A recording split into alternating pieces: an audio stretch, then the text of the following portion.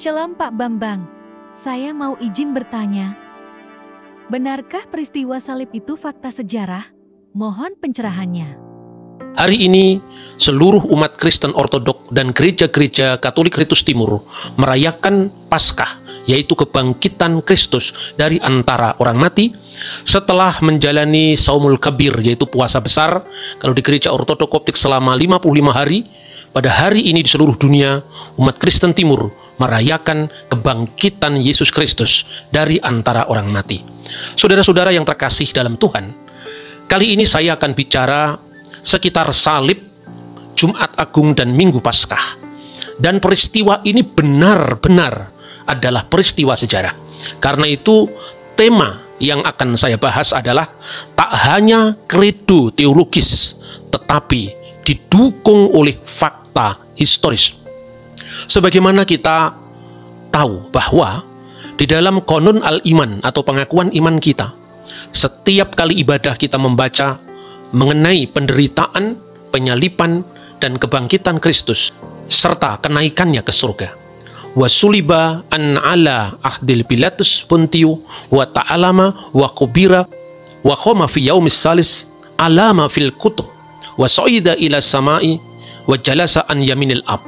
Yang disalibkan pada masa pemerintahan Pontius Pilatus, menderita, wafat, dan dikuburkan, dan bangkit pada hari ketiga dari antara orang mati, naik ke surga, dan duduk di sebelah kanan Sang Bapa. Pengakuan iman ini bukan sekedar kredo yang diulang-ulang, keyakinan teologis atau tafsiran atas kitab suci secara subjektif, tetapi adalah fakta sejarah. Tanpa membaca Injil pun, Yesus pasti disalib. Karena itu saya akan coba untuk merangkai peristiwa ini mulai dari penyalibannya hingga Minggu Paskah berdasarkan data-data sejarah di luar Alkitab. Pertama-tama, kesejajaran dengan ungkapan dalam pengakuan iman yang disalibkan pada masa pemerintahan Pontius Pilatus, menderita, wafat, dan dikuburkan. Ini catatan iman sekaligus catatan sejarah. Kita jelas diberitahu kapan Yesus disalibkan, pada masa pemerintahan Pontius Pilatus, dan dia disalibkan sampai mati, bukan hanya pingsan dan kemudian lolos dari kayu salib seperti yang banyak diteorikan oleh beberapa sekte. Apa yang tertulis di dalam pengakuan iman ini sejajar dengan apa yang dicatat oleh sejarawan Flavius Josephus dalam bukunya Sejarah Kuno Bangsa Yahudi, buku ke-18. Dia menulis sekitar tahun 95 Masehi. Dia mengatakan dalam bukunya Ke auton andexei ton proton andron par isim stauro epiteti mikotos Pilato. Pilatus telah menjatuhkan hukuman mati di kayu salib kepadanya atas desakan para pemimpin agama kita. Kemudian Alkitab juga berkata, akhirnya Pilatus menyerahkan dia untuk disalibkan. Yohanes pasal 19 ayat 16a. Jadi cara matinya disalib. Dia disalib sampai mati. Ada catatan sejarah dari ahli hukum sekaligus senator Romawi yang menulis sekitar tahun 90 Masehi, namanya adalah Cornelius Tacitus. Dia mencatat di dalam bukunya yang ditulis di dalam bahasa Latin, Auctor nominis eus Christus tibero imperitati per precuratorum Pilatum supplicio adfectus erat. Kristus, dari siapa nama Kristen itu berasal, telah dihukum mati pada masa pemerintahan Kaisar Tiberius di bawah prokurator kita Pontius Pilatus. Sangat jelas cara matinya, kapan dia mati, dan pada pemerintahan siapa nama kaisarnya disebut Tiberius, nama wali negerinya yang menguasai Yudea, di mana Yesus masuk dalam wilayah yurisdiksi Pilatus, semuanya disebutkan. Saudara-saudara, Yohanes pasal 19 ayat 16a mencatat, akhirnya Pilatus menyerahkan dia untuk disalibkan. Itu pun sejajar dengan apa yang ditulis oleh Josephus. Pilatus telah menjatuhkan hukuman mati di kayu salib kepadanya atas desakan pemimpin agama kita, seperti yang tadi kita baca. Tetapi juga ada seorang penulis Yunani yang menulis kira-kira tahun 170 Masehi, namanya Lucianus dari Samosata. Dia menulis dalam bukunya Peregrinus, kaum Kristen itu seperti kamu tahu menyembah seorang pria sampai hari ini, tokoh terkemuka yang memperkenalkan ritus baru yang disalibkan karena alasan itu. Di sini Kata yang biasa digunakan untuk penyalipan adalah stauro di dalam kitab suci Perjanjian Baru. Kata Yunani yang artinya stauro yang diterjemahkan di dalam bahasa Latin yaitu cross yang artinya salib. Saudara-saudara, di sini menunjukkan bahwa Lucianus tidak tergantung dengan teks Perjanjian Baru. Tatkala dia menegaskan penyalipan Yesus, dia menggunakan kata lain, anos kolopistenta, dia ditusuk. Itu istilah lain untuk kata penyalipan. Kemudian kapan Yesus disalib? Di dalam sebuah traktat Talmud, yaitu Sanhedrin 43a, dengan jelas disebutkan di sana, BRF Hapesah Talahu Le Yesu.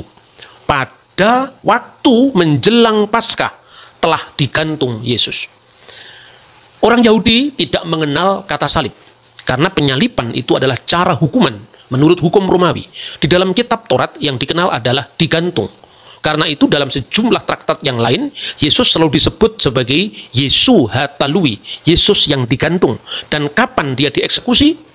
Menjelang Paskah. Ini menunjukkan bahwa penyalipan benar-benar adalah fakta historis. Lebih lanjut, saudara-saudara, kenapa kekristenan setelah sang guru disalibkan, setelah tokoh sentral dalam kekristenan yaitu Kristus, Yesus itu disalibkan, kekristenan tetap ada sampai hari ini? Minimal itulah yang diamati oleh sejarawan Flavius Josephus ketika dia menuliskan secara lengkap fenomena ini dalam bukunya Sejarah Kuno Bangsa Yahudi. Dia mengatakan seperti ini. Dia adalah Kristus. Dalam teks Yunani disebutkan Ho Christos auto in. Pilatus telah menjatuhkan hukuman mati di kayu salib kepadanya atas desakan para pemimpin agama kita. Tetapi mereka yang tetap mengasihi dia tetap berbuat demikian. Artinya dia tetap mengasihi Yesus. Sebab dia menampakkan diri kepada mereka pada hari ketiga dalam keadaan hidup kembali, seperti nabi-nabi ilahi telah menubuatkan hal itu, dan beribu-ribu perbuatan ajaib mengenai dia. Golongan yang disebut berdasarkan namanya, maksudnya Kristen, masih ada sampai hari ini. Teks ini merupakan terjemahan dari teks bahasa Yunani. Tetapi ternyata Josephus juga menulis karya aslinya di dalam bahasa Aramaik. Dan baru-baru ini penelitian tentang naskah asli Aramaik dari karya Josephus berdasarkan kutipannya dari tulisan seorang Syria yang bernama Mikael El-Suryani.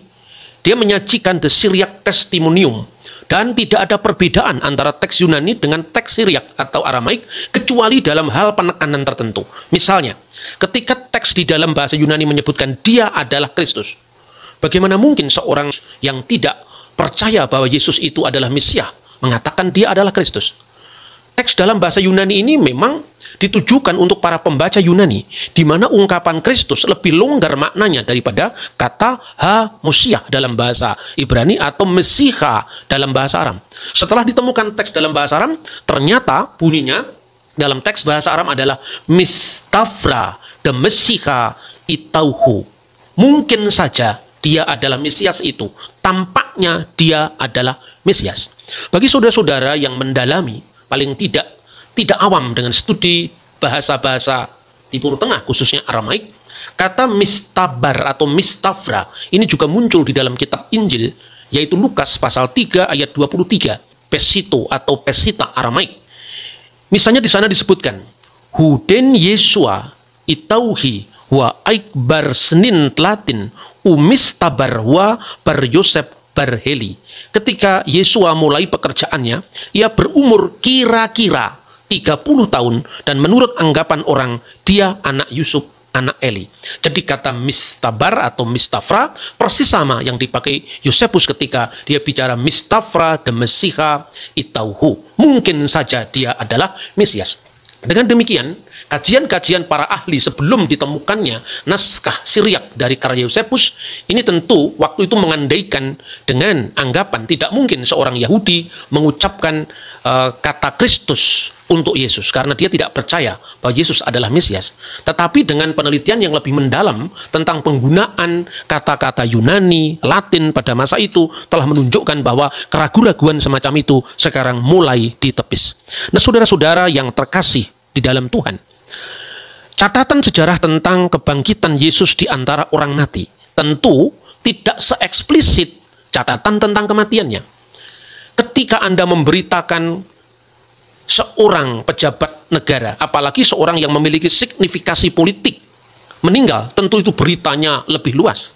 Tetapi ketika saudara bicara tentang kebangkitan orang mati, yang adalah peristiwa yang bersifat supranatural, tentu cara pemberitaannya berbeda. Karena mereka tidak dalam posisi melihat seperti mereka melihat kematian seseorang. Disebutkan dalam Injil Matius pasal 12 ayat 40. Demikian juga anak manusia akan tinggal dalam rahim bumi 3 hari 3 malam. Lukas 24 ayat 45. Mesias harus menderita dan bangkit dari antara orang mati pada hari ketiga. Jadi perhatikan, tinggal di rahim bumi selama 3 hari 3 malam itu bukan hitungan 3 kali 24 jam. Sebab hari ketiga itu kapan? Kalau kita lihat, Jumat adalah hari pertama, Sabtu adalah hari kedua, dan Minggu adalah hari ketiga.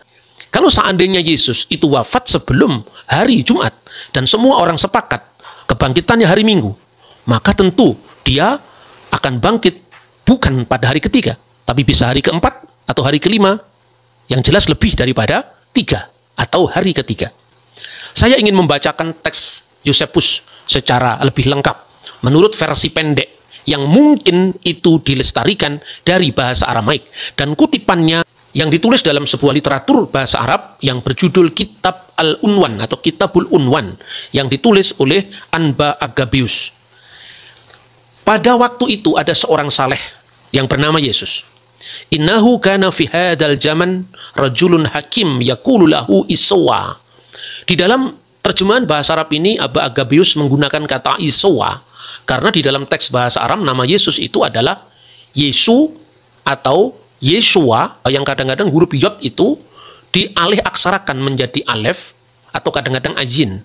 Maka Yeshua menjadi Iswa, dan Iswa itulah yang nanti berkembang menjadi bahasa Arab yang dipakai di kalangan tertentu, sekalipun itu tidak luas, menggunakan kata Isa, yaitu Isa Al-Masih.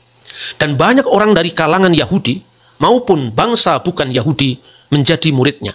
Dia adalah seorang yang baik, terkenal dari perbuatan-perbuatannya yang suci.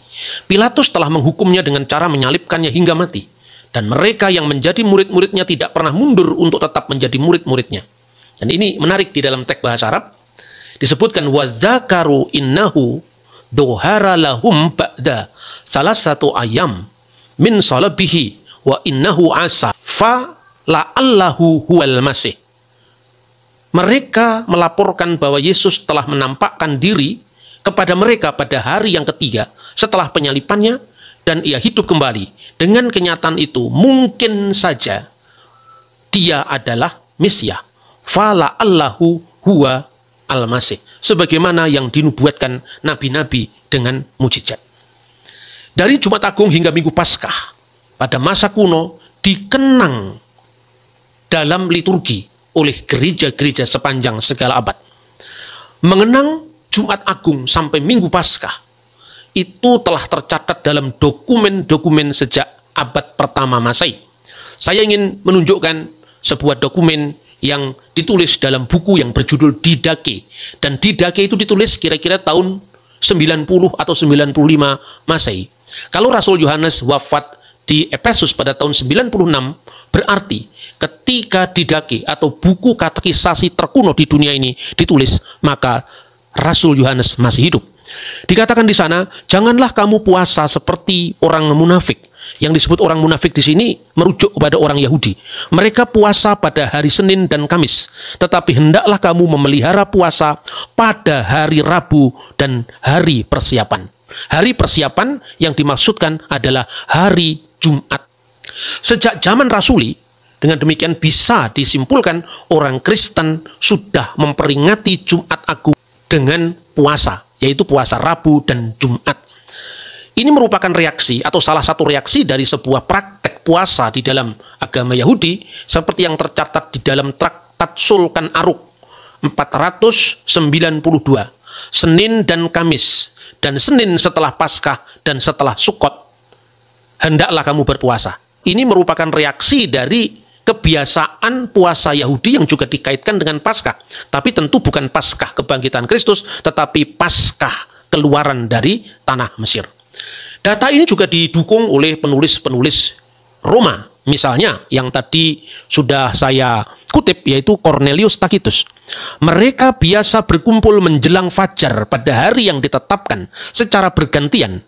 Mereka mengidungkan himne kepada Kristus seperti kepada dewa. Carmen kue Kristus kuasi Deo. Teks ini membuktikan bahwa sudah ada ibadah Minggu Paskah yang biasa mereka lakukan, orang-orang Kristen perdana lakukan pada saat menjelang fajar atau pada saat fajar. Dan ini praktek yang diketahui dan ditulis oleh penulis-penulis di luar kitab suci. Lalu disebutkan juga Lucianus yang tadi juga kita sudah singgung dari bukunya yang berjudul Peregrinus. Lucianus dari Samosata yang sangat sinis terhadap iman Kristen, dia mencatat, orang-orang Kristen itu telah membuang dewa-dewa Yunani dan menyembah seorang sopis, seorang bijaksana yang disalibkan dan hidup di bawah hukum yang diberikannya. Pada bagian lain dia mengatakan seorang bijaksana yang disalibkan di Palestina, yaitu Yesus. Nah, inilah bukti sejarah di luar Alkitab tentang penyembahan kepada Kristus yang dilakukan menurut hari dan saat tertentu, yaitu saat fajar dan harinya adalah hari Minggu. Ada banyak tulisan-tulisan yang lain yang bisa diikuti, misalnya Plinius Secundus atau Pliny the Younger, Plinius muda. Dia menulis bagaimanapun juga mereka menegaskan bahwa seluruh kekeliruan mereka adalah mereka biasa berkumpul setiap menjelang fajar pada hari yang ditetapkan. Jadi mereka menetapkan hari, dan itu tentu adalah Kuriake, hari Tuhan, yang adalah hari Minggu. Kapan? Setiap menjelang fajar, ketika secara bergantian mereka menyanyikan bait-bait himne kepada Kristus kuasi Deo, seperti mereka menyembah Tuhan. Saudara-saudara yang terakhir, bagaimana dengan kaum yang bersekongkol untuk menyalibkan Yesus sendiri? Tentu kesalahan ini tidak bisa diulang-ulang dan kemudian kita menuduh semuanya kesalahan Yahudi. Tentu tidak seperti itu. Tetapi fakta sejarah juga tidak bisa ditutupi bahwa karena konspirasi imam-imam Yahudi yang berkuasa saat itu dengan penguasa Roma di bawah Pilatus di Yudea, mereka telah memutuskan untuk salibkan dia, salibkan dia. Tetapi kita melihat, sekalipun Yesus sudah disalibkan, tetapi Yesus bangkit kembali dari antara orang mati pada hari ketiga. Dan ini sekalipun tidak diakui oleh orang-orang Yahudi, tetapi ada bukti-bukti dari catatan polemik dalam sejarah bangsa Yahudi sendiri yang menunjukkan eksistensi orang Kristen yang terbiasa melakukan perbuatan-perbuatan ajaib atas nama Yesua. Misalnya disebutkan dalam Tosefta Kulin, anekdot tentang seorang sesat, seorang min, jamaknya minim, bernama Yaakov, yang menamai gurunya Yesus. Disebutkan bahwa Rabi Eliezer bin Dama digigit ular. Yakub datang untuk menyembuhkannya. Misem Yesu bin Pantera, dalam nama Yesu anak Pantera. Dan Pantera ini adalah ejekan orang Yahudi yang memplesetkan kata Parthenos yang artinya perawan. Dan kata Parthenos adalah merupakan terjemahan dari bahasa Yunani Septuaginta, yaitu Yesaya pasal 7 ayat 14, di mana teks dalam bahasa aslinya disebut Almah dalam Septuaginta yang diterjemahkan orang Yahudi kira-kira abad ketiga sebelum Masehi di Alexandria untuk kepentingan orang-orang Yahudi diaspora pada waktu itu diterjemahkan dengan Parthenos. Dan seperti orang-orang Yahudi memplesetkan kata misalnya Euangelion yang artinya kabar baik diterjemahkan menjadi Injil dalam bahasa Arab. Kabar baik itu Evangelion yang kemudian diplesetkan menjadi Awen Gilayon, dosa orang-orang pinggir yang tidak lain merujuk kepada Galilea, wilayah bangsa-bangsa yang menjadi pusat pemberitaan Kristus pada zamannya. Nah, ketika kemudian Yakub itu datang menyembuhkannya di dalam nama Yesus, Rabi Yismael tidak mengizinkan. Apa alasannya? Sebab Yesus bin Pantera mengajarkan bidat kepada orang Israel. Kisah ini juga disebut dalam Yerusalem Talmud, Traktat Abu Dahzarah II, dan Talmud Babli juga disebutkan dalam traktat yang sama yang diberi judul Abu Dahzarah. Jadi pada dasarnya kitab Abu Dahzarah ini mengikuti kembali apa yang pernah diriwayatkan dalam Tosefta yang tadi kita sebut tentang Rabi Eliezer bin Dama dengan materi-materi tambahan. Misalnya dikisahkan bahwa Yaakub dari Kafar Sekania mengutip kitab Taurat, jangan membawa upah seorang pelacur atau uang semburit ke dalam rumah Tuhan Allah yang kamu sembah sebagai pemenuhan suatu nadar. Yakub mengatakan bahwa ia diajari hal ini oleh Yesua. Bolehkah menggunakan uang pelacuran untuk membangun rumah bagi imam besar yang menghabiskan sepanjang malam sebelum Yom Kippur dalam bait suci, Baitul Maqdis? Tanya Yakub lagi. ketika Rabi Eliezer tidak menjawab. Yakub mengutip kitab Mika pasal 1 ayat 7. Sebab dari upah pelacur dikumpulkan semua itu dan akan kembali menjadi upah pelacur.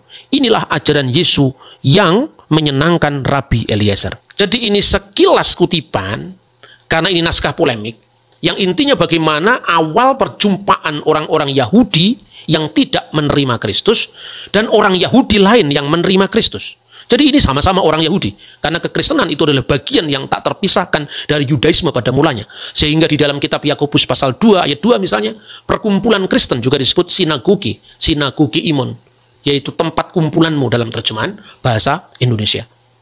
Jadi saudara-saudara, penegasan bahwa Yesus telah disalibkan pada masa pemerintahan Pontius Pilatus, saat itu kaisarnya Tiberius, bahkan jamnya disebutkan Be'ereb Hapesah, yaitu menjelang Paskah. Ini menunjukkan bahwa yang disalibkan pada masa pemerintahan Pilatus, menderita, wafat, dan dikuburkan sebagaimana disebutkan dalam pengakuan iman, itu bukan sekedar tafsiran teologis yang bersifat subjektif dari sebuah kitab suci, tetapi itu adalah fakta historis. Soal orang Yahudi belum meyakini bahwa Yesus itu menggenapi Taurat, itu urusan lain. Tetapi bedakan antara fakta sejarah dengan tafsiran teologis. Secanggih apapun Anda akan menyajikan tafsir-tafsir teologis atas kitab sucimu, itu tidak mempengaruhi fakta bahwa pada sekitar tahun 33 bulan April telah disalibkan seorang Nazaret yang bernama Yesus. Dan peristiwa ini direfleksikan oleh murid-muridnya sendiri yang terbiasa menyertainya, bahkan menyaksikan fakta kebangkitannya sebagai peristiwa akbar penebusan umat manusia. Dan ini menggantikan Yom Kippur Yahudi, atau menggenapi Yom Kippur Yahudi.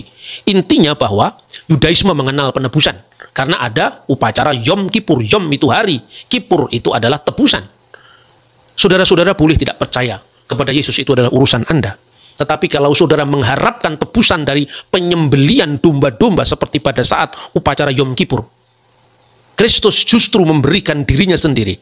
Akar kekerasan yang sudah membudaya sejak peradaban umat manusia, itu yang dipotong mata rantai kekerasan itu dengan salib Yesus.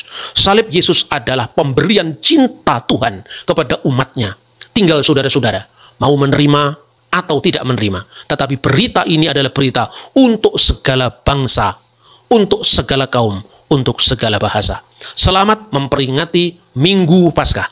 Kristus Anesti, Alitos Anesti.